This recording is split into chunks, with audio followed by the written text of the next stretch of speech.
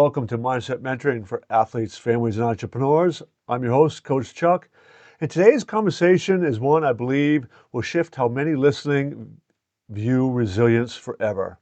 There's a moment in life where what we thought strength was breaks, where push harder stops working, where we hit a wall that cannot be powered through but must be surrendered through.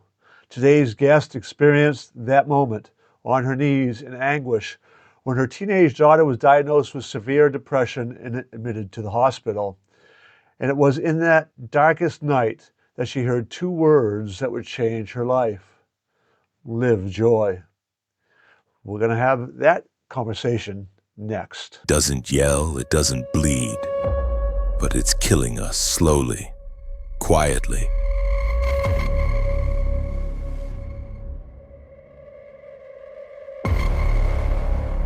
Stress, the invisible enemy behind sleepless nights, fractured relationships, fading focus, and dreams left in the dust. It's not just adults. It's our kids, our players, our students. We think it's the stress itself that's the enemy. But the real danger, how we've been conditioned to react to it. What if our normal reaction to stress doesn't have to be normal? What if the most powerful weapon against stress is already inside you?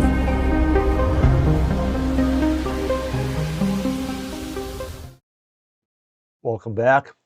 Crystal Trevors is a spiritual teacher and transformational life coach and the creator of the Alchemy of Fulfillment, a 4-step framework for healing, alignment, and spiritual resilience. She spent 12 years as an award-winning medtech CEO before a spiritual awakening led her into a new calling rooted in energetic truth, personal wholeness, and alignment. Today, she helps awakening women reclaim their birthright frequency, their inherent worth, and live from joy instead of survival. Let's welcome Crystal to the show. Hello. Thank you, Chuck. Hi, how are you? I'm doing great, and welcome. It's an honor to have you on, and Thank you. for you to share your story and your journey. I always like to have our guests kind of begin by just giving us a little background on you, and maybe give us a snapshot of your upbringing a little bit, and to the Yes. becoming a CEO, and then we can delve in. Yeah, no, I'm happy to. So thank you for that. I often start conversations when people are like, tell me a little about yourself. I used to make vaccines for fish, and that's always a good door opener. And it's the truth. I used to make vaccines for fish. So academically, my background is science, immunology, molecular biology. And my first actual job was working with a pharmaceutical company and an animal vaccine division, making vaccines and doing research in fish immunology. So that was the kind of beginning of my career. I always knew I was going to be a scientist. I grew up in a military family. Lots of resiliency to be learned and adaptability that I realize now from growing up in a military family and moving a lot and always starting new schools and meeting new friends, which I consider to be a blessing for sure now. And, I spent, 15 years doing science management work. And then I had this opportunity to start my own company. So I wrote a business plan for an idea, and it was a competitive process, and we won $1.4 million to kickstart a company that would build gait analysis systems. So basically, it was a pressure-sensitive floor and software that would track how people walked and for health and rehabilitation. So if you have any disease or condition that impacts your mobility, we could recognize the weaknesses and irregularities in your walking pattern and prescribe treatment plans from that. And, it was a high stakes startup, and it required a lot of attention and dedication. I was a single parent, 2 kids. And I think, was on that roller coaster of just performing, performing, performing, performing, hitting the next goal, hitting the next goal. And life was happening around me, right? So it just felt like you're performing at work, you're trying to be present at home, and there did come the point where things just started to unravel. I couldn't juggle all the balls anymore. I just couldn't, spin all the plates. Plates started falling, the balls started dropping, and really, um, my daughter was diagnosed with chronic major depressive disorder. It came really fast. I had no experience with that. I didn't know the best way to support her, so I was doing a lot of research, taking her to doctor appointments, and just really trying to be present for her. And one day she just came to me and said, Mom, I'm in a dark place. Uh, I think we need to go to the hospital. So off we went, right? You just drop everything, you go, and I don't know, it's surreal, right? You're just like, do. You just turn into like mom mode. You turn into just action. Like you're just, what do I do next? What do I do next? What do I do next? And when they admitted her to the hospital and I came home without her, it was it was my darkest moment as a mother, to realize that how frail life is, how fragile life is. And I just really felt lost. And I got down on my knees and I said, God, just tell me what to do. I am out of ideas. I'm out of coping strategies. I'm just exhausted. Like, just tell me what to do. And I got an answer. And I did. I heard live joy. And it was like a lightning bolt. It was like the voice just startled me. Um, I didn't know where it came from. I obviously didn't know what it meant. I was super confused. And I didn't figure it out right then and there. Of course, it took me a few days, maybe even a few weeks, to reflect on what that was and what it meant and what was I supposed to do with it. And I did get to the point that I realized pretty quickly that it was time for me to just really take a hard look at my life and understand what it would mean to live joy. That's boy, he said so many powerful things in that little um, short answer. There's different directions I want to go with that.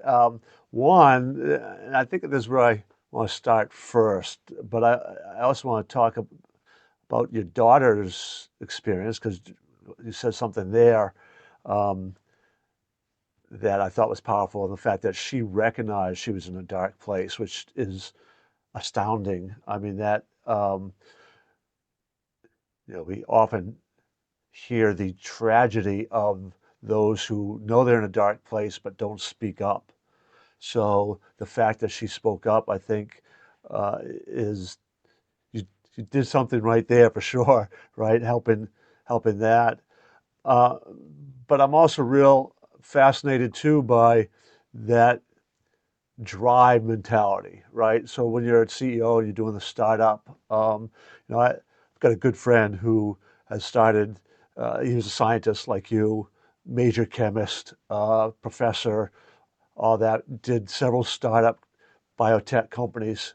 He's actually the CEO of Structure Therapeutics right now, and the that process, I have a sense of just how daunting it is and how much it takes your attention and how hard it can be to let it go, right? So to separate your parts of life. I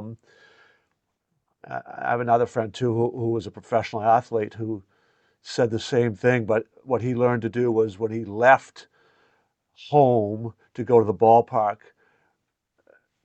from that moment he got in the car or bus when they were on the road. It was all about the game, all about everything else.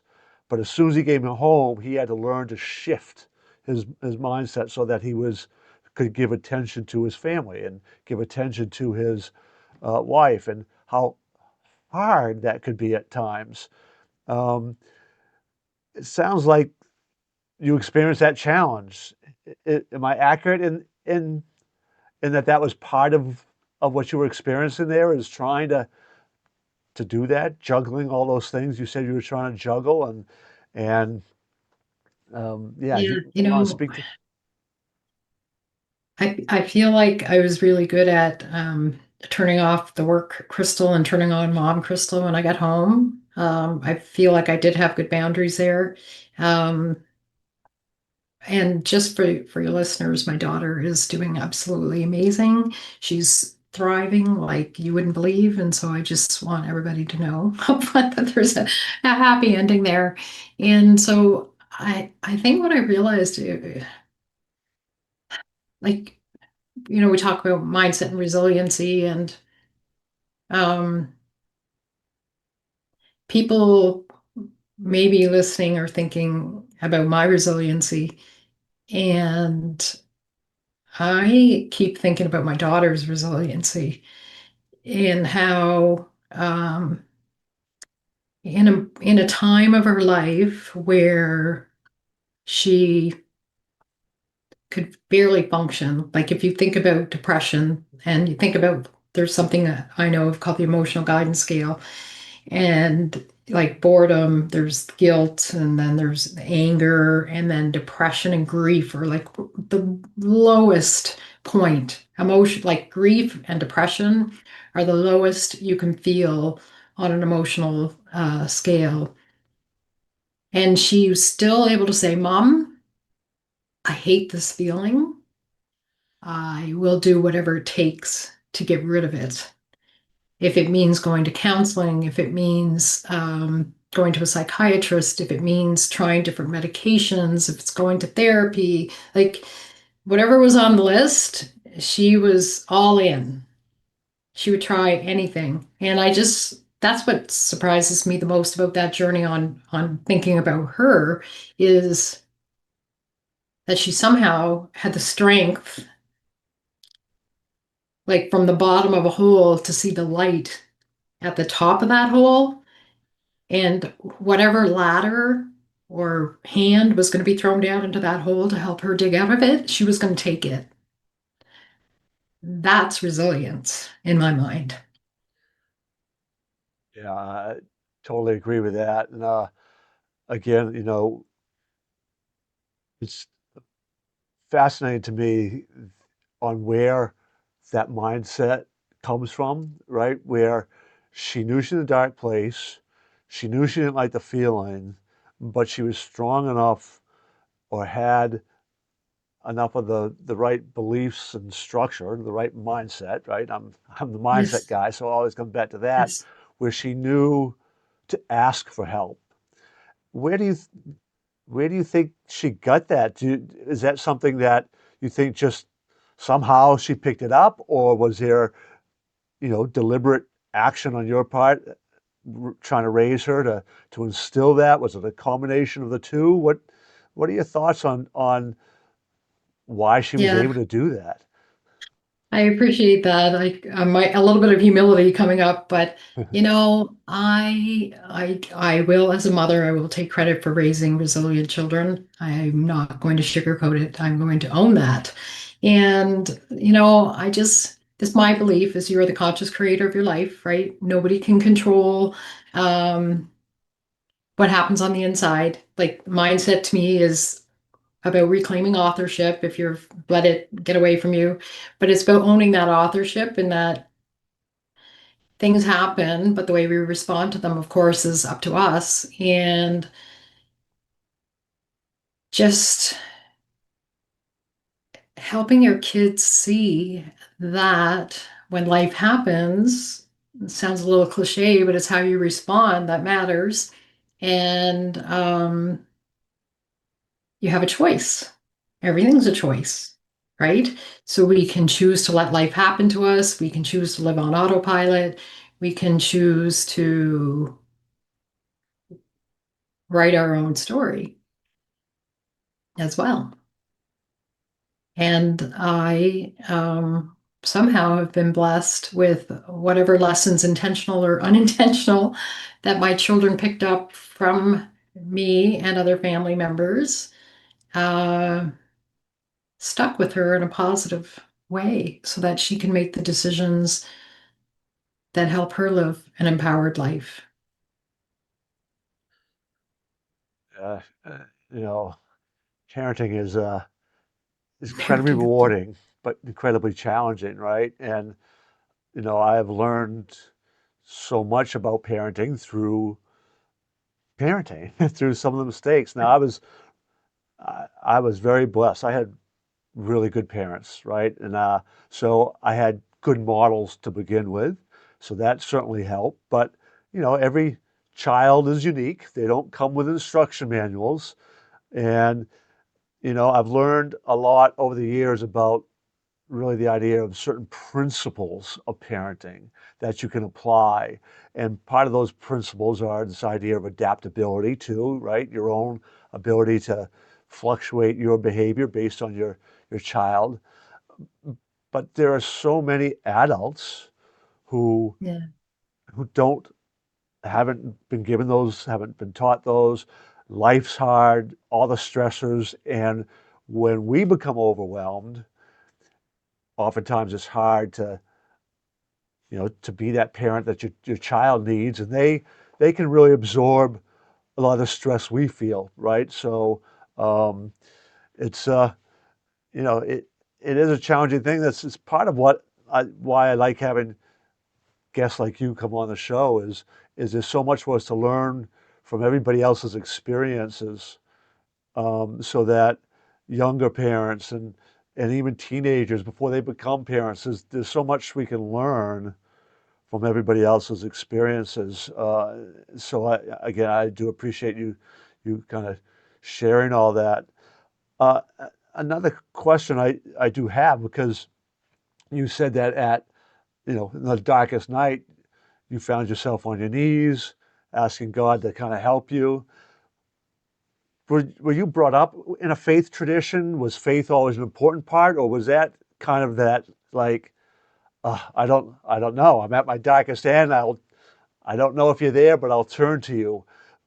Can you talk about Yeah. where that kind of played into all of this?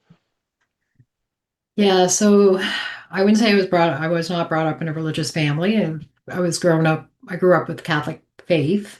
Went to church, um, and I do have this memory of being in catechism class, and I must have been, I don't know, maybe 8 or 9, and listening to the teacher talk about sin and just having this thought of he's teaching it wrong.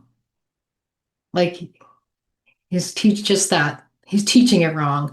Didn't resonate with me, all of this talk about sin. And so that's kind of my earliest memory of maybe that spirituality versus religion kind of like complex.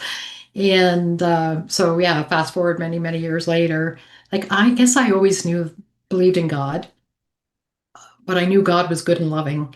And I really made a choice, even when my kids were young, that explaining to them what you hear about God, if it's vengeful and, this talk about sin and feeling shame for things, that's not God. God is good and loving. That's all you need to know about God. This greater force that wants absolute joy, love, and abundance for us. All the rest, just I'm like, it's just not true. Um, and I think that's important because when we make the decision and the choice that we live in a universe that's good and loving, we make decisions differently. We have a different mindset. We have different beliefs. We have a different life experience, basically. And so in that moment, when I was on my knees, I knew there was a God and a loving presence out there that I hoped could help me in my time, like my biggest time of need. And I wasn't wrong. And I just can't, I just, when I go back to that moment, I just feel so blessed to have had that experience. And obviously it was life changing. And I made some pretty significant life changes over the last several years based upon that experience. And one of those is that I closed my business and have really answered this calling to remind not just women, but people that really our life's purpose, our whole life journey is a journey of remembrance of that fact that our journey here is meant to be a journey full of blessings. We all deserve to experience life's miracles. They are there for us. We Our birthright frequency is a natural state of inherent worthiness that we deserve all of life's gifts just for existing. I mean, that's the overarching principle of like when I say what it means to live joy, it's it's really about shedding all of those negative messages we received, all those controlling messages that we've received, and taking the time to go within and get to know that energetic navigation system. We all have an energy navigation system built within us that most of us don't know how to operate. And it is there and it is a guide, and it will lead you down that path of a fulfilling life if you take the time to learn how to work with it. And that's essentially what I will be doing for the rest of my life. I love that. I had a couple of those moments too, down on my knees where, like, all my plans, everything that I had wanted to kind of do or thought I wanted, weren't working out at all, and um, like, God, help me out. And I'd grown up in a church, turned my back on the church basically as Yeah. soon as I was old enough to tell my mom, I'm not going anymore. This is not for me. It came back into the church. Some of those kind of tough times with on my knees, like, all right, God, if you're out there, help me out. And I won't go into all it here, but the stories of the things that then began to happen that changed the direction of my life, that came out of the blue and were unexpected, and all of that are just amazing, which reinforced my whole, like, all right, maybe you really are out there.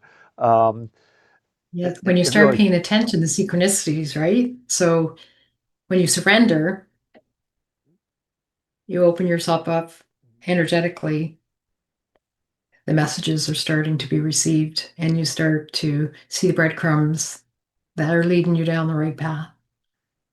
yeah, absolutely. I mean, and that whole idea of energy and all that is um, something you can feel it happen, right? Like it's you can kind of feel those shifts going on, and it's sometimes it's hard to put into words or explain to people.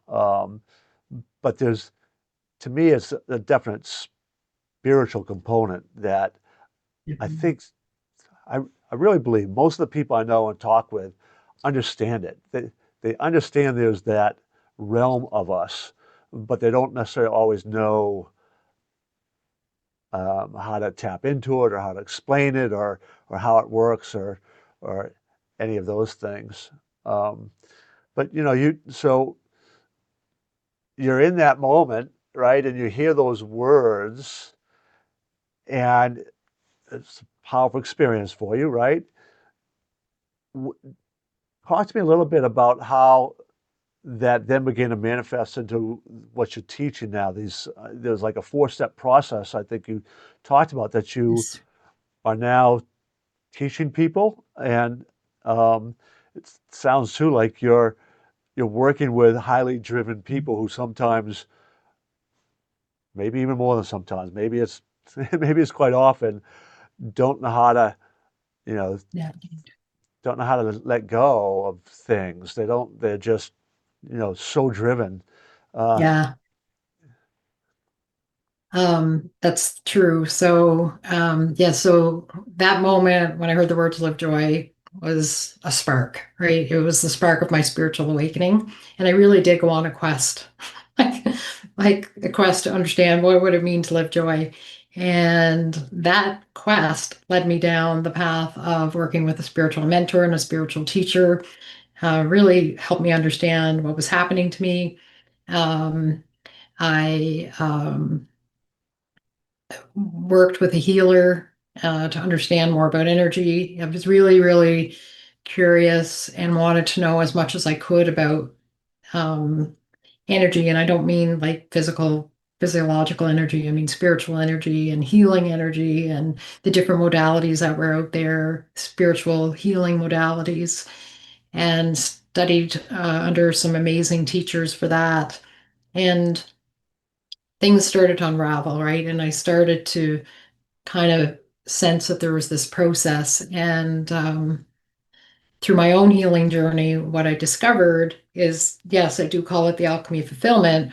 But what I learned, maybe at the starting point, is we live within this energetic framework. And, you know, say it's this big. And sometimes when we are lacking fulfillment in, say, in one area of our life, and we put a conscious effort to grow that area, often what we do is we steal energy from another area. So if you imagine like a circle of fulfillment where we've got career and relationships and spirituality and volunteer time and hobbies and financial, right? It's like this wheel of a circle of fulfillment, a wheel of life. And you think my career is good, relationships are bad. I want to work on finding a loving relationship.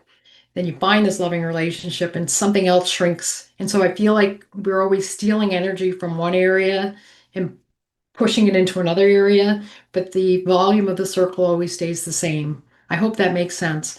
And so, what this energetic framework that I've realized is that with the four steps of the alchemy of fulfillment, we can actually expand our circle. So, instead of stealing one area to expand in another area, but keeping the volume of love and fulfillment and joy all the same, we start to fill the balloon, right? And we start to expand that circle.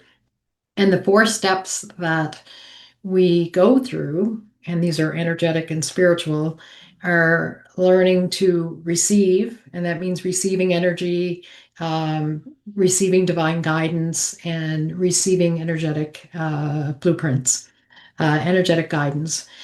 And then the second step is release. And there we're energetically releasing limiting beliefs. We're energetically releasing old patterns and old stories and ancestral patterns. And then the third step is about transformation.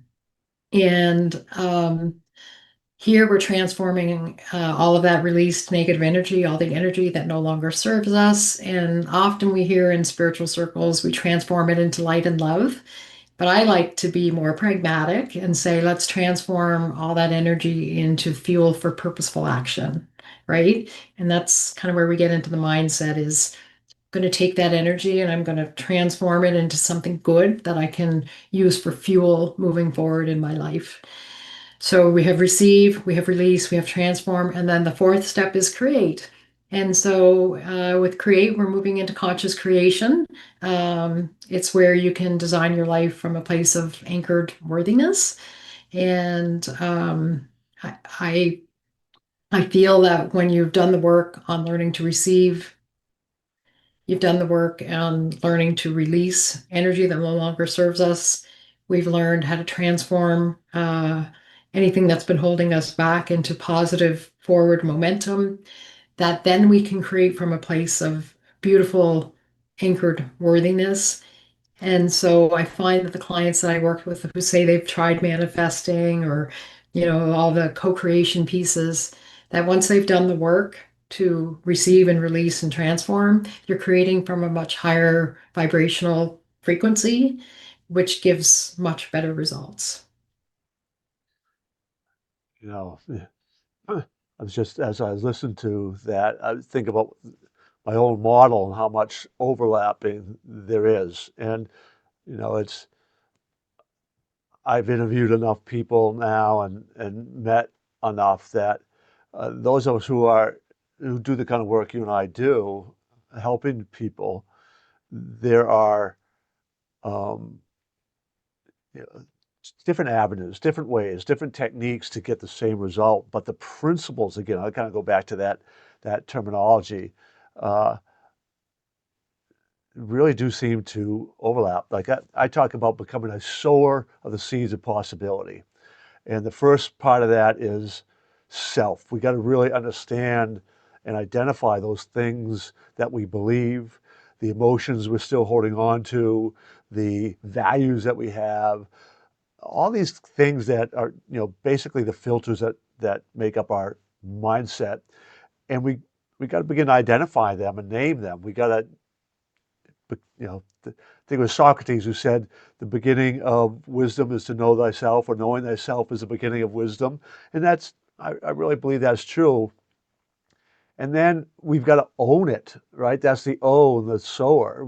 And once we own something, we can decide what we keep and what we get rid of. But until Yes, we yes, acknowledge that I own it, this isn't something that has just happened to me or been like it's mine, so I can make the choice. And then, the W is weeding the garden. We got to get rid of, we got to let go of those things that aren't supportive. We got to understand the process for doing that, or processes. There's many different tools that can be used. But that also means going forward, we need the habits around doing that in the future. And that's where empowerment yes. teams and rituals in our lives really come into play. And I'm really curious too about rituals and the habits, because we all, the ones I talk about are morning and evening rituals. And everybody has a morning routine or an evening routine, right? Before you go to bed, you do these sort of things. And when you get up, before you go to work or school, what have you, there's certain things you do every day. But there's no real thought behind them, no real planning. And rituals are different. They're planned out, they're thought out. Can you talk to me about rituals? And is that part of what you try to teach and do and work with your clients on? So, yeah, so there's kind of two parts to this. So the ritual, um, personally, either when I get up in the morning or the last thing I do before I go to bed, I have kind of a seven-step prayer that I do. It's or visualization, if that language speaks better to you. And so it only takes me about 6 minutes. And actually, I have a book, and we can talk about that, but it's all outlined in my book. So it's kind of cycling through different frequencies. And so the first one is compassion. And so it's really about taking a breath in and receiving the energy and breathing out and visualizing sending compassion to your family, to your community, to your province or state, to your country, to any area of the world that you want to send compassion to. And it's really just gifting compassion.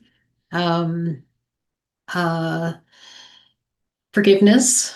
Um, I cycle into, is there anybody that I am ready to forgive, or do I need to forgive myself for something? And I set my intention or relive my intention. So I will remind myself of what the intention is of the thing that I'm focused on the most for a goal or something that I want to bring into my life. And I work with blessings. So also, besides sending compassion, I will send blessings to people in my life that I feel could use that gift. And I always end, of course, with a beautiful thank you to God or Source or the universe for traveling with me on my journey. And that's how I start my day or I end my day with the thanks for the things that I accomplished that day. And I guess sometimes I do it the night before and in the morning, but it really is a habit. It's my habit. It's uplifting, gives me a good night's sleep, get up in the morning, gives me the motivation to go about my day with this positive energy. I I am behind you 100% on that. The power of gratitude, of counting your blessings.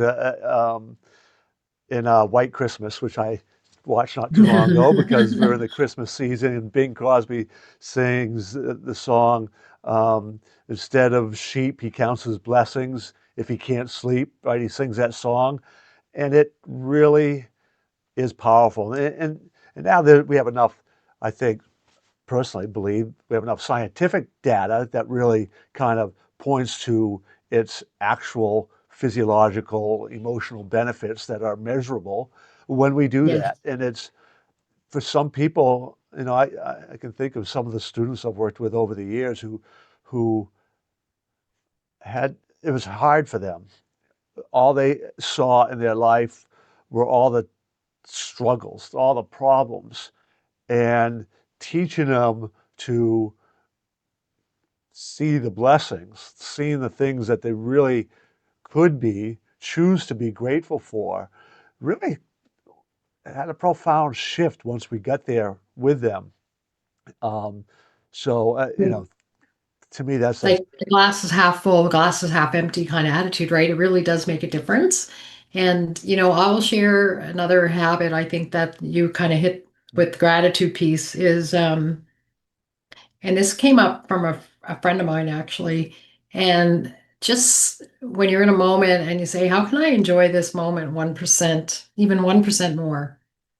Um, Whether you're doing the dishes or you're making supper or you're putting the kids to bed or taking out the garbage, doesn't really matter. How can I enjoy this moment 1% more? It forces you to kind of stop, be present, right? You become present, you look around, and you start to focus on the things that you're grateful for. And if you carry that with you throughout your day, checking in, becoming sitting, settling down, being present, and asking, how can I enjoy this moment 1% more? It immediately raises your vibration. I mean, you can feel the butterflies in your stomach. You can feel your breath deepen. Like it's energetically in your body. That exercise, I promise you, you will feel it. And it feels good. Feels really good because it's right and it's leading you in the right direction. yeah. I tell people all the time. For me, breath, breathing. When I started doing a regular practice of box breathing, what Yes, I like that that. did for me was, when I work with athletes and we talk about working with athletes, they talk about slowing the game down. Well, what box breathing did was it slowed my breathing down, Mhm. my normal breathing, which Deeper. slows life down. Like it, it just, it's hard to explain. Well, you explain it energetically, right? But it, on an everyday basis, by having more control of my breathing, I'm not as reactive as I once was. Uh, I can, and when I need to, when I can feel that, and I can, all right, take that deep breath, Get and that breath. it's more natural to do it. It's almost instinctive to do it now, um, which is a powerful thing. And I can yeah, you totally feel the energy shift, like 100%.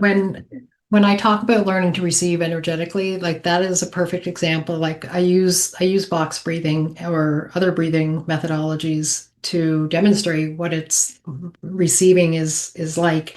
So we've been conditioned to really just take enough breath to sustain ourselves, right? Like we shallow breathe, we get through the day with shallow breaths. And so by allowing yourself the time to slow down, take that breath and release it and do the box breathing ritual, right now you are signaling to the universe that you are open to receiving. So by that ritual of taking the time to be present and really nourish yourself with a deep, nourishing breath that can circulate through all your organs and systems. Um, for me, you are signaling to the universe that you are open to receiving and not just breath, but nourishment. And nourishment can be abundance and joy and love and fulfillment and all of the things that we wish for um, by that first step, just with that first step, taking the time to nourish yourself with a good, deep, conscious breath. Yeah. It's powerful. I totally agree with that. Over the last several years, I've also begun to think about, as I look more at the like Christian faith and all, and some of the ancient traditions and practice, and quite frankly, to be perfectly blunt, oftentimes some of the Christians I run into, when we talk about some of these energies and breathing and some of these things, which have a more of an Eastern kind of spiritual Yes. tradition to it, they Yes. they have a hard time sometimes accepting that, which to me is it's too bad because I think Unfortunate. there's you know there's some real deep connections between the Christian faith and understanding of things that doesn't need to discount all of that. We won't really get into that. That could be a whole show in and of itself. Good. Uh, But but you go bring ahead, up a Liz. good point, and I'll just say that like Western and Eastern medicine are starting to blend. I really believe we're moving into the right direction there. We're seeing more kind of complementary health clinics and alternative medicine is becoming more mainstream, and I just think it's beautiful. Like we're going to see the merging of two hemispheres as we move forward. And, my number one belief is spirituality, like just like mastering your spirituality, mastering your energy is really the true key to transforming your life and leaving a lasting impact on the world.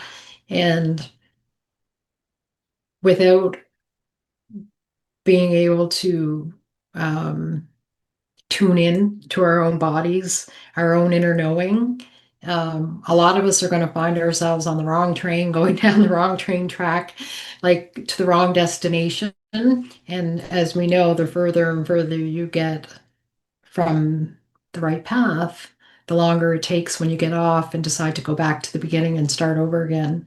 So I think we're going to see the end of those days. People are going to be better able to trust their inner knowing and find themselves on the right path sooner. Yeah. You know, uh, Part of what I've been beginning to try to understand in my own growth and journey is the ancient practice and idea of the Sabbath and that day of rest. Because in the Mm. Western society, we don't know how to rest, particularly No. modern ancient society. I think we used to do a better job. I'm old enough to actually remember the old blue laws we used to have, where except for small mom and pop shops, stores and things weren't open on Sunday, right? That was culturally that was the day of rest. Well, anciently it was Saturday, but my kids who are young adults now talk about when my wife and I, you know, when they're young, we were both teachers, and they have very fond memories of Friday nights. It was the end of the work week, and we were just coming home, letting go. It was pizza and movie night, family night, and they love it. They loved every minute of it. But it really was for us. And, you know, both my wife and I had at that point become Christians, but it wasn't fully the spiritual thing that I beginning to understand that it kind of can or maybe even should be. But nonetheless, it was putting the week behind and Mm, resting, like yes. really resting. And then Saturdays we would do fun things, things that just felt good, right? Now obviously, you know, in the real world we have things that need to get done around the house and all, but it really was times for us to try to do things that just forget about the week of work and just kind of rest. And I really am coming to the conclusion that we need to learn how to get back to that. We don't know how, particularly like you talk about, the highly driven people. I'm finding it now. Like particularly since my wife passed away in 2022, so being by myself and doing my business, my mind's on that all the time, and I have and I like the work I'm doing, right? I'm being called to it, but I still need to learn to like, no, no. I could put it away for a day, right? I need to learn, or learn's the wrong word because I know I'm supposed to. I need to force myself sometimes to like, no, I am just I'm gonna go for a hike. I'm gonna get out in the woods. I'm gonna do whatever, and we don't do that well. And it's important, I think. Yeah, and can I challenge you with something? Oh, yes. So, I heard you just say that, we would go through the whole week and then on the weekend release like all the weight of our week. So what would it be like for you to pick up some rocks and then put them down throughout the day, right? So instead of filling our bucket with, I'm going to say rocks for the analogy, holding it all week, and then on Friday just going, oh my God, like just let it down. What would it be like to, you know, go to work on a Monday morning and an hour in, take a moment, 2 minutes, 2 minutes, slow down, close your eyes, do that box breathing, take a moment to, express your gratitude and continue. What would it be like to take a moment for yourself 3 minutes before you go into a big meeting? Take those breaths, express that gratitude, set an intention for a good, productive meeting, breathe it out, and go on with your day. So, change of habit instead of letting all of that build up for 40 hours before you can release it in little bits all throughout your day and see what happens, see what changes. No, thank you for that because one of the um, emotions I still feel is I started doing that um, a number of years ago when I, was finally taking all the things I've been teaching and working with students on and saying, oh man, I really need to incorporate this stuff in my own life, right? It's got to be fully congruent. And I, I am 100% convinced that my wife, who she was, you know, teacher as well, the biggest heart. Um, she was a very, very popular teacher because she cared. She wore her emotions on her sleeve, that all that. But there were things that were going on just before COVID in her school district, which is the school district she grew up in. Like she spent either as a student, coach, volunteer, or teacher there. Virtually her entire life was spent in that school system. And she couldn't stomach what was happening at that time. And then COVID hit and all and she wasn't letting it go, right? We loved our weekends away, but as you just said, during the week, she was carrying all that with her, and there is no question in my mind that she wasn't letting go, and that's what triggered the cancer. And the emotional part for me, which you know, still pops up, but I've kind of dealt with it, is that, if only I could have recognized that earlier. If I had just seen some of the things now, and of course, you know, hindsight is what's that adage? Hindsight's 20 vision, or Yeah. whatever. Yeah. You know, maybe I could have helped her more with the kind of work I do now. And Yes. I actually did with her after the diagnosis, but she was diagnosed in June of 2022 with cancer. She died in July. So there wasn't, it was too late really for some of the stuff we did. But uh, to your point, right? I see that with people, right? Needing to let go Yeah. regularly. And I wonder if your wife would identify as an empath or if that's a language that you're familiar with. Um, So say that again. Empath, so somebody who's really sensitive to the energy of other people.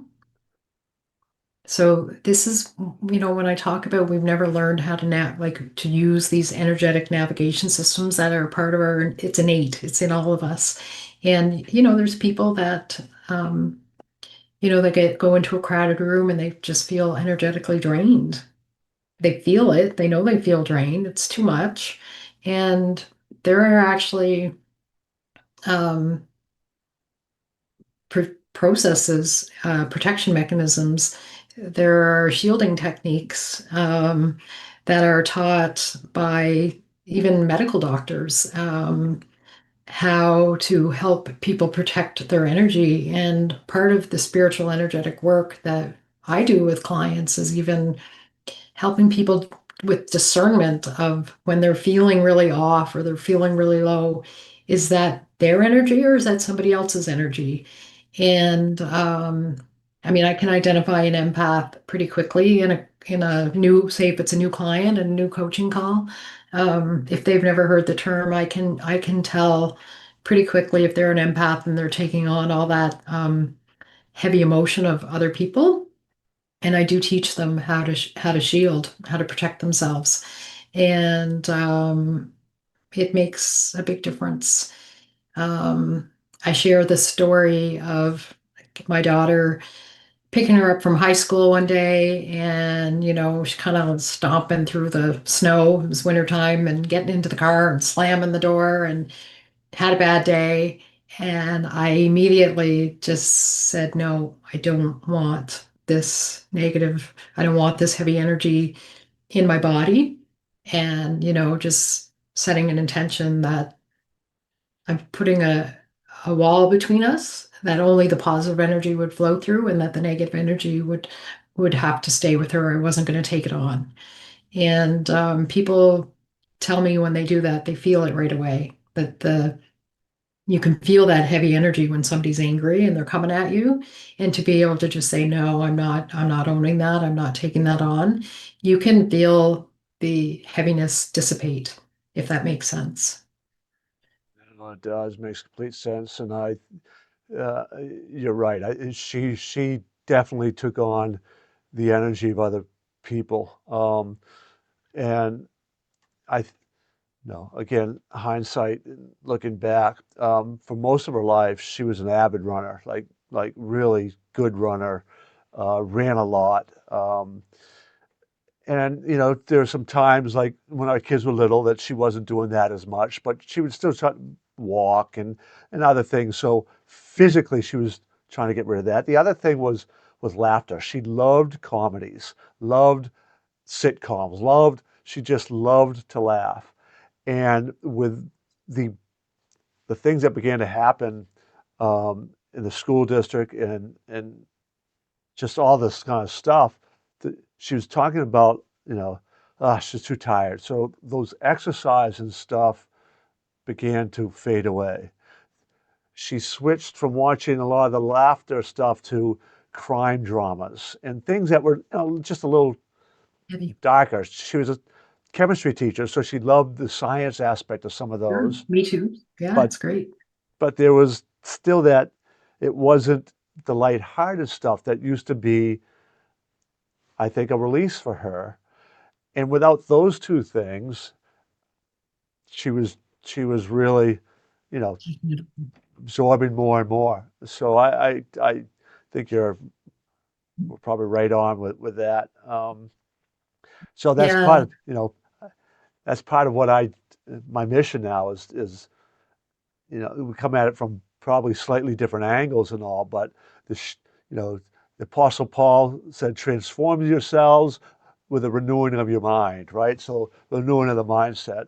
And there's no question. I 100% agree that there's absolutely the physiological aspect of that too, and energy stuff. And I think that's one of the reasons acupuncture is effective, right? Is dealing with Yes. that sort of energy flow. Um, so yeah, it's That's a important. great example of how we're on in Western culture, we're starting to see more Eastern medicine, acupuncture, acupressure, um, even Ayurvedic medicine. Like people are getting more conscious about what they put into their bodies, what they put on their bodies, the products they use. And I think that can only help us. Yeah, 100%. You know, think back to what we've been learning about gut health, right? And the nutrition and what we put into our bodies and how that impacts Yeah. um, the biome in your gut, which has such Yeah. a strong influence on your moods and everything else. It's a fascinating field with what we're learning. But I agree. I think it's a very good thing of the melding of East and West and the things we do well. And again, that from a Christian tradition, I don't, you know, I think one of the what's the word I'm looking for? It's there's so much, I think, of what's taught in the East that does blend. Hmm. Maybe they don't attach God to it the way we do, but it doesn't mean that the things they teach don't mesh with our belief in God and Jesus and all those things. It's not an either or to me. um, so uh, my prayer is that we begin to learn that and we keep learning from each other and taking all that because uh, it there's a lot of good Yeah. things that we've learned from some of those Eastern traditions that I found are very helpful. Uh, we are coming near the end of our time, and you had talked about, or you mentioned your book. So I want to give you a chance to kind of talk about that a little bit, Yeah. and then we'll kind of wrap up. Yeah. So thank you. I have a book coming out January 9th, and it's called Linger Lust. So just stick with me for a moment. So we've all heard of the word wanderlust, and wanderlust is the desire to travel and the urge to travel. And lingerlust is the urge to travel within. So journeying within to find healing, peace, purpose. So the name of the book was divinely downloaded to me. Uh, it's just very special to me. And so the full title of the book is Lingerlust, Your Guide to Spiritual Awakening, Inner Healing, and Fulfillment. And basically everything I learned on this quest to discover what it would mean to live joy, the alchemy of fulfillment, the four-step energy expansion and healing process, everything is outlined in this book. And I would really encourage your listeners to read it and to, if there's any skeptics, just open the book with the mind of a curious child. Be curious And I think with the energy of curiousness, you will find that there are a lot of things in there that will really, really resonate. Wonderful. And so that's coming out January 9th. It's going to on Amazon. Is that people be able to get Yeah, it there so probably or it will be available through Amazon and through my own website for the digital version. Those will probably be the two biggest sources, but I can share obviously my website link with you and a direct link to the book when it's up on Amazon. And I'm just really looking forward to it. I'm excited. I feel very strongly that it's going to help people. And yeah, I just can't wait. that's exciting. As somebody who's publishes books, it's just something really cool about, you know, getting a book out there and going through that whole process. It's It's so pretty close. We're yes, really close right now. that's awesome. That's very exciting. And we will make sure that the link and stuff gets in the description for this show so people will be able to get that and to connect with you if they want as well. So I thank you for taking the time out. Much appreciated. I love the conversation Yeah, and wish you all the best. thank you.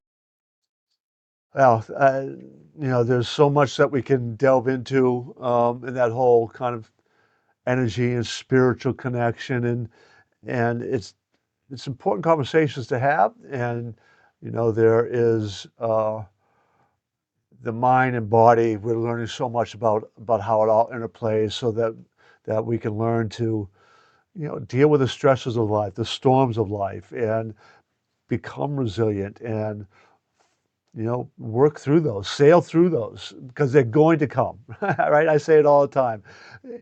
There's one thing certain, what's the saying? There's two certainties in life, taxes and death. Well, the storms of life are certain things. You're going to have them. To what extent, to what degree, God only knows, but they will come for sure. Uh, I'm also going to be launching and rolling out a mentorship program. It's not for everybody, but certainly families with teenagers. This is a wonderful opportunity to for me to guide you in your own journey. Really work on the entire family, everybody's mindset, taking all the things I have learned, not just from the books and the numerous trainings I've had, but the 30 years experience working with teenagers and others and helping them transform their thinking and their lives, experiences, and my own family, with my own children, all of that. And I'm really very excited about offering this to people. So that's going to be launching. It's the Champions Mindset Mentorship.com will be where you'll be able to get the application. And it is applied, taking just a few numbers each month. And if I don't find the right fit, then I won't take anybody that month. But there's also capping it out. So I encourage you to think seriously about that opportunity. And it's going to be at the Champions Mindset Mentorship.com. Until the next time, I wish you all the best and go out and live life to the fullest.